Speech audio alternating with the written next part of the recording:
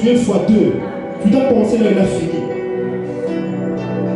Mais si tu n'as pas marché avec lui, si tu n'as jamais vu ce qu'il a fait, si pour toi, tu t'es décidé d'abandonner parce que le feu était trop brûlant, si tu t'es décidé d'abandonner parce que le parcours était difficile, laisse-moi te dire que partout où tu iras, le parcours sera difficile.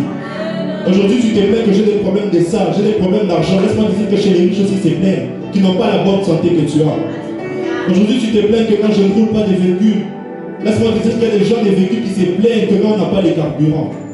Partout où tu iras, tu trouveras toujours un lot de problèmes. Tu trouveras toujours un lot de difficultés. Mais au travers de toutes ces choses, les difficultés par lesquelles Dieu te fait passer, c'est parce qu'il a prévu. Il sait que non. Pour le plan que j'ai, il doit devenir ça, il doit passer par là. Mais en divaguant ça et là, sans vision, tu risques de rencontrer des difficultés qui n'étaient pas dans le plan de Dieu. Et tu vas encore souffrir doublement. Tu vas encore souffrir doublement. Tu es appelé à faire plus. Tu es appelé à faire plus. Ton père te dit que tu seras héritier.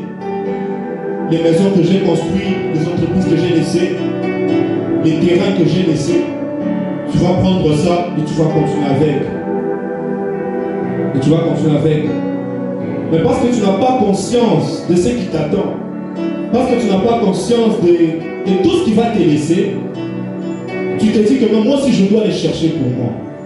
Et tu te mets encore à rencontrer des défis que tu n'étais même pas censé rencontrer. Tu te mets encore à rencontrer des problèmes, tu te mets encore à attendre des longues années en train de travailler. Tu te mets encore à attendre des longues années en train de travailler.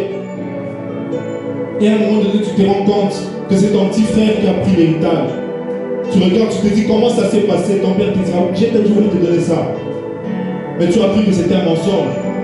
Tu as cru que le fait que je te faisais attendre, c'était un problème. Tu as cru qu'ailleurs il y avait mieux. Aujourd'hui, tu en pâtis. Là où j'aimerais que tu prennes conscience une des choses qui caractérise la génération des fils, une génération forte des fils.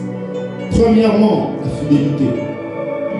Tu dois être fidèle à l'œuvre que tu fais. Tu ne dois pas finir comme des masses, attiré par-ci, par-là, par l'or, par l'argent, par la luxure. Tu dois pas être attiré par ces choses. Tu dois avoir une vision précise. Tu dois savoir ce que je suis venu